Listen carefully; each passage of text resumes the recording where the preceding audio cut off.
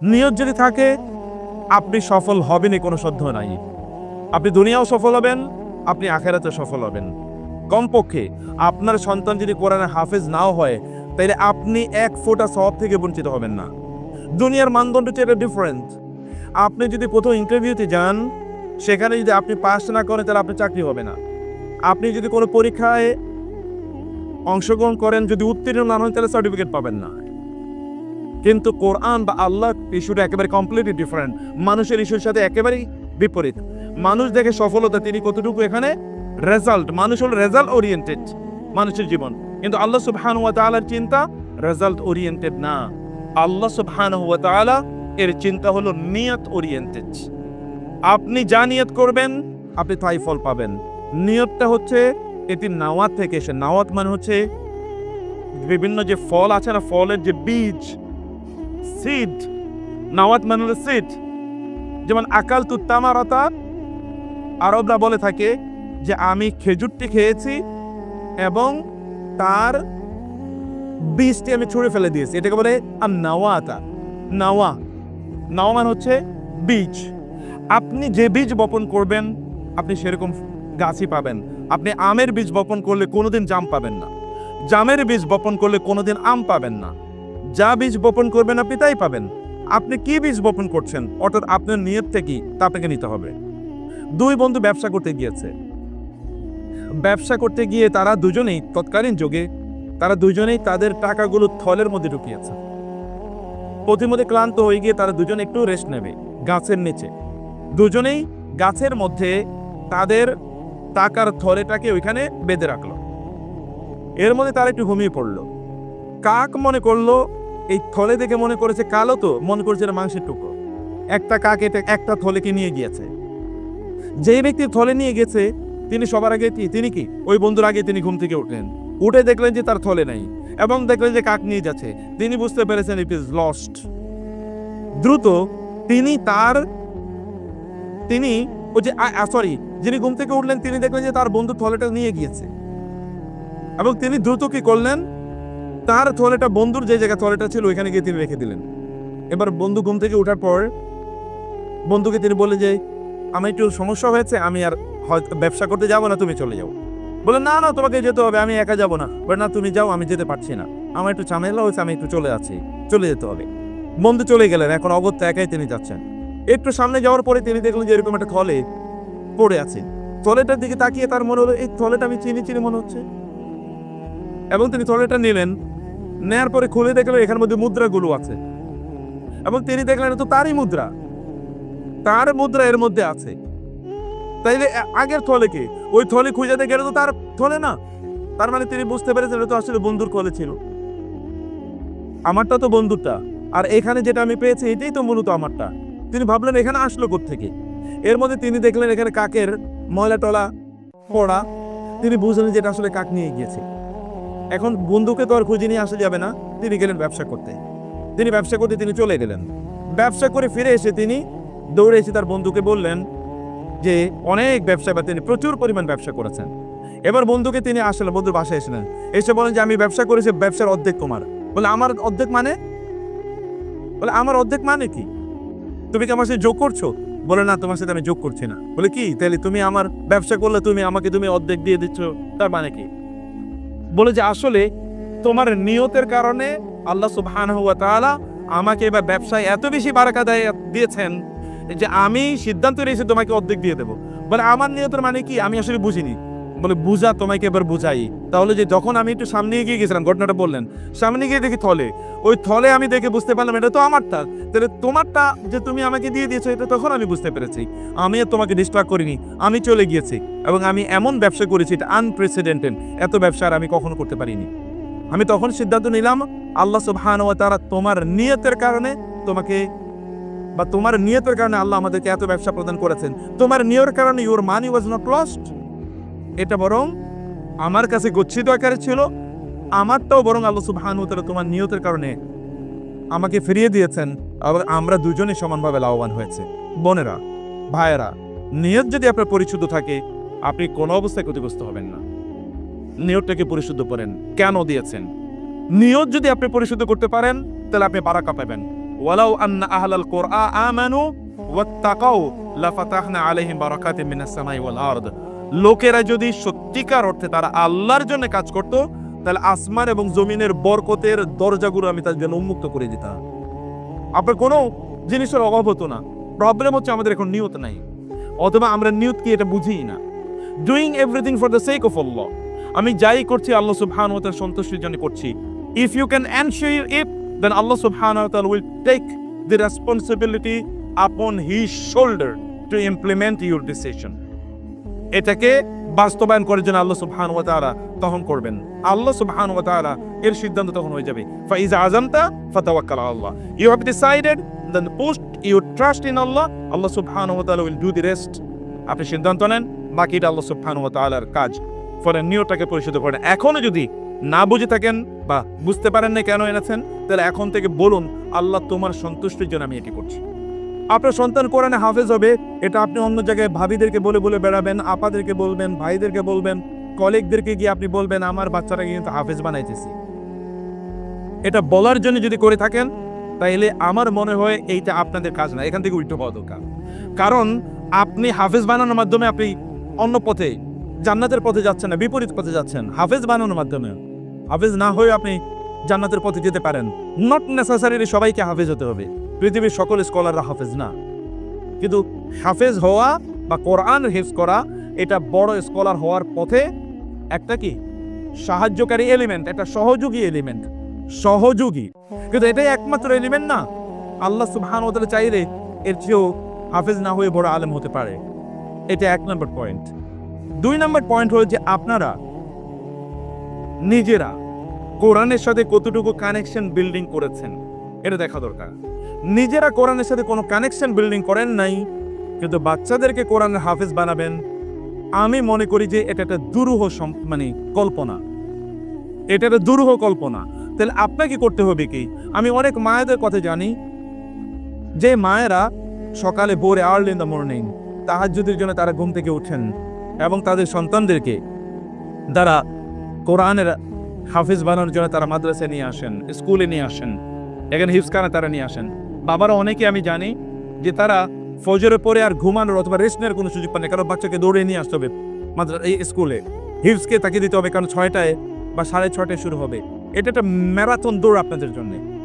এই যে দৌড়টা আপনারা দিচ্ছেন, এই দৌড়টা তো আপনার সন্তানকে আপনি কোরআন হাফেজ বানানোর জন্য আপনি করছেন বটে, কিন্তু এটা এই দৌড় দিলেই যে কোরআন হাফেজ হয়ে যাবে, এটা কখনো আপনি মনে করবেন না। তার মধ্যে কোরআনের ভালোবাসাটা তৈরি করে দেওয়া হলো আপনার কাজ। একজন বাবা বা একজন মা হিসেবে কোরআনের ভালোবাসা তার অন্তর তৈরি করে দেন। এটা তৈরি করে দেওয়ার জন্য আপনাকে কি করতে হবে? আপনি যে কোরআনকে ভালোবাসেন এটা আপনাকে শো করতে হবে। আপনি কিভাবে কোরআন ভালোবাসেন, কিভাবে শো করবেন? আপনি নিজে কোরআন পড়েন কিনা বলেন। আপনি কোরআন পড়েন? যদি আপনি কোরআন না পড়ে থাকেন, তাইলে আপনার সোশ্যাল মিডিয়া টাইম অথবা গল্পের টাইম, টেলিভিশন দেখার টাইম, পত্র পত্রিকা পড়ার টাইম অথবা তথাকথিত নভেল, উপন্যাস ইত্যাদি পড়ার টাইম কাট করেন প্লিজ।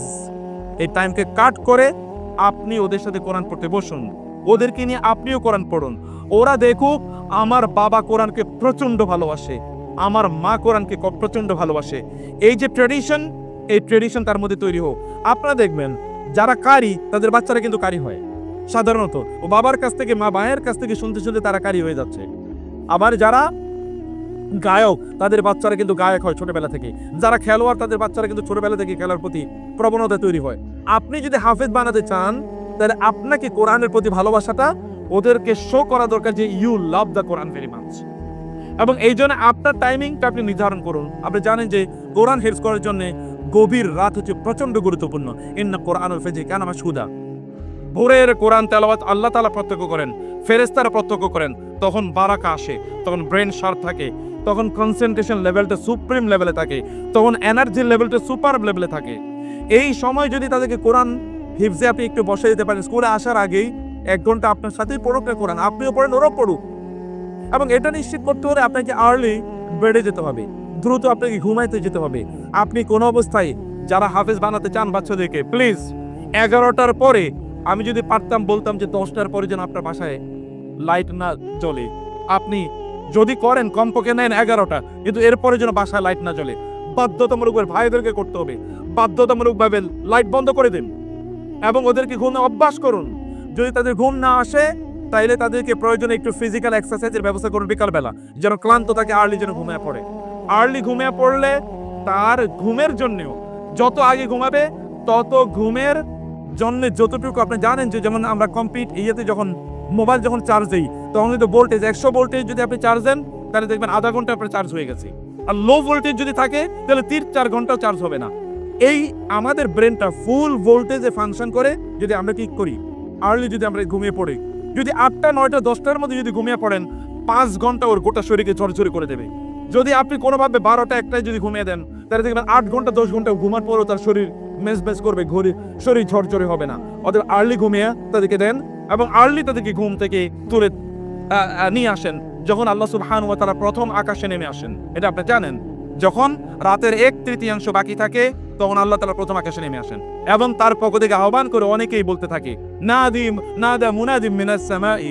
অথবা তখন আল্লাহ সুবহানাহু ওয়া তাআলা তিনি ডেকে বলতে থাকেন, এমন কি কেউ আছে যার রিজিকের প্রবলেম আছে, আমি রিজিক এর প্রবলেম দূর করে দেই, গুনাহ করেছো গুনাহ মাফ করে দেই, অথবা অসুস্থ আছো অসুস্থ দূর করে দেই, আলা কাযা ওয়া কাযা হাত্তা ইয়াতলু আল ফাজর।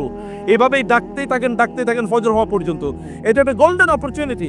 এই অপরচুনিটি আপনারা নেন, আপনাদের সন্তানকে নিয়ে তাহাজ্জুদের পর দাঁড়িয়ে যান এবং সেই সময় ওকে সাথে নিয়ে দোয়া করুন, আল্লাহ তুমি আমার সন্তানটাকে কোরআনের হাফেজ বানাও। ওই জন্য আপনার চোখের পানি দেখে ওর জন্য আপনি কেঁদেছেন। He or she will feel you later. ওরা যেন দেখে যে ওদের জন্য আপনি চোখের পানি ফেলেছেন। প্লিজ এটা করেন, এটাও তাদের অন্তরটা গভীর অনুভূতি তৈরি করে দেবে। এরা কোনোদিন কোরআনকেও বলবে না, আপনাকে বলবে না। সে যে কখনো ভুলেও যায় আপনার চোখের পানি তাকে মনে করিয়ে দেবে, আমার মা আমার জন্য কেঁদেছিল, আমার বাবা আমার জন্য কেঁদেছিল। জগৎ জুড়ে যদি আপনি ইসলামী স্কলারদের বাবা এবং মায়েদের যদি জীবনী দেখেন তাহলে দেখবেন যে তারা কিভাবে তাদের সময়গুলো কাটিয়েছিল। এটা আমার 2 নম্বর পয়েন্ট বোনেরা। 3 নম্বর পয়েন্ট বলে আমি শেষ করে দিচ্ছি। 3 নম্বর যে বিষয়টি আমি বলবো তা হলো যে আপনাদের গোটা লাইফস্টাইলকে পরিবর্তন করে। প্লিজ সুন্নাহ ভিত্তিক জীবন যাপন করেন, বাসাটাকে সুন্নাহ ভিত্তিক বানান। আপনারা কোরআনের হাফেজ এর মা বা বাবা হওয়ার মতো যোগ্য করে তুলুন নিজেদেরকে। কোরআনের হাফেজের বাবা মা হওয়ার মতো করে যোগ্য করে তুলুন নিজকে। আপনার সন্তান কোরআন হাফেজ হবে, কোন একটা জায়গায় গিয়ে পরিচয় করে দিল ওনার সন্তান কোরআন হাফেজ হয়েছে, আপনার দিকে তাকালে মনে হবে ওনার বাচ্চা কোরআন হাফেজ হয়েছে। যদি এইরকম একটা সন্দেহ মানুষের তৈরি হয় তাহলে ফেরেশতাদের অবস্থা কি হতে পারে? মানুষের মন্তব্য আল্লাহ সুবহানাহু ওয়া তাআলা এর কাছে ধর্তব্য, এটা আপনি জানেন। রাসূল সাল্লাল্লাহু আলাইহি ওয়াসাল্লাম বলেছেন যখন তার সামনে একটা লাশ যাচ্ছিল, তিনি বলেন মা তাকুলুনা ফি, তোমরা এই লাশের ব্যাপারে কি বলো? সাহাবায়ে কেরাম বলে তিনি খুবই ভালো মানুষ ছিলেন। আরেকজন যাচ্ছিল বলে কি বলো? বলে লোকটা খারাপ ছিল। রাসূল সাল্লাল্লাহু আলাইহি ওয়াসাল্লাম দুইজনের ব্যাপারে বললেন ওয়াজিব হয়ে গেছে। সাহাবায়ে কেরাম বললেন ইয়া রাসূলুল্লাহ, ভালো যার ব্যাপারে বললেন তার ব্যাপারে বলেন ওয়াজিব হয়ে গেছে, খারাপের ব্যাপারে বলেন ওয়াজিব হয়ে গেছে, ঘটনা কি? তিনি বললেন আল্লাহ সুবহানাহু ওয়া তাআলা তোমাদের মতটাকে প্রাধান্য দেন। যেই লোকটাকে তোমরা বলেছো ভালো, আল্লাহ তাআলা তার জন্য জান্নাত ওয়াজিব করে দিয়েছেন। যে লোকটাকে তোমরা বলেছো খারাপ, আল্লাহ তাআলা তার জন্য জাহান্নাম ওয়াজিব করে দিয়েছেন। আপনি আপনার নিজকে কি একজন হাফেজে কোরআনের পিতা বা মাতা হিসেবে আপনার নিজকে আপনি উন্নীত করতে পারছেন? এই জন্য আপনার লাইফস্টাইলটিকে পরিবর্তন করুন।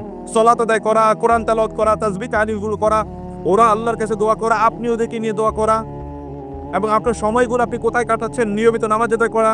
আপনি মসজিদে যান, বাচ্চাদেরকে ছেলেদেরকে মসজিদে নিয়ে যান, মায়েরা আপনাদের সন্তানদেরকে মেয়েদেরকে জুমাবারে কমপক্ষে মসজিদে নিয়ে যান। ওরা যেন দিনই সার্কেলের মধ্যে ওরা যেন ঢুকে যায়। অনেকেই তারা কোরআন হেফজ করে কিন্তু কেন করে তারা জানে না, কারণ বাচ্চাদের মধ্যে ইন্সপিরেশন বা এই অনুভূতি আমরা তৈরি করে দিতে পারিনি। তাহলে এই হাফেজও লাভ হবে কি? এই কারণে কোরআন কেন হেফজ করছি? কোরআনকে আল্লাহ তাআলা কেবল হেফজ করার জন্য পাঠিয়েছেন।